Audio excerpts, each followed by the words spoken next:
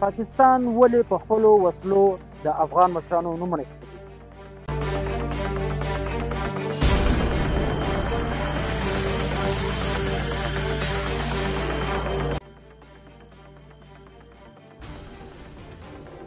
په نړیواله کچه دا یو جرم ده.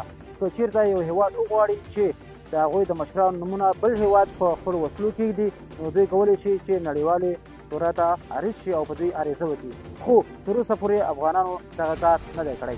د دوی اصلي وجه څه ده؟ پاکستان څه غواړي؟ پاکستان غواړي چې د افغانانو او هندیانو ترمنځ پخوانۍ دښمنانې تازه کړي او انډیا ته یو زور وښیي چې افغانان ستاسې پخواني دښمنان دي.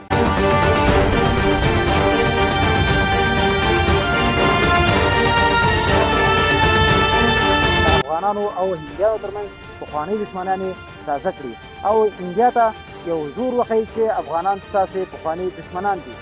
دوی په همدې خاطر باندې په خپلو وسلو باندې د افغان مشرانو نومونه ایښي، لکه غزنوي، ابدالي او همداسې نور.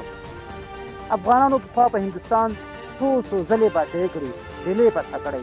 په همدې وجه دوی خو اوس انډیا او افغانستان ښه دوستان دي چې په تېر جمهوریت کې وو که اوس په امارت کې دي.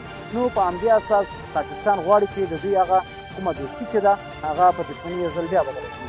خو دا به وخت ښیي چې آیا افغانان د دوی دغه خبر مني که نه، یا هندوستانیان د دوی دغه خبر مني که نه.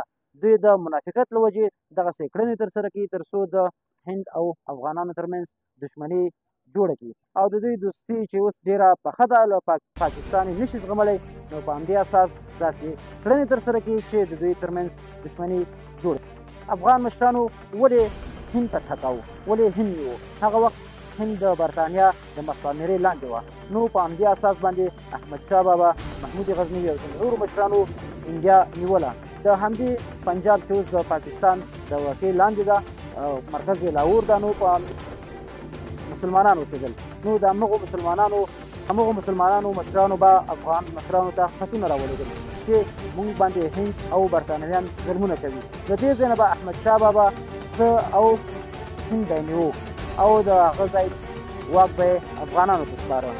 متاسفانه هغه وخت په خپلو منځونو کې د اتفاقیانې وې، نو ځکه به احمدشاه بابا مجبور شو چې هند پرېږدي او بېرته خپل وطن افغانستان ته راشي.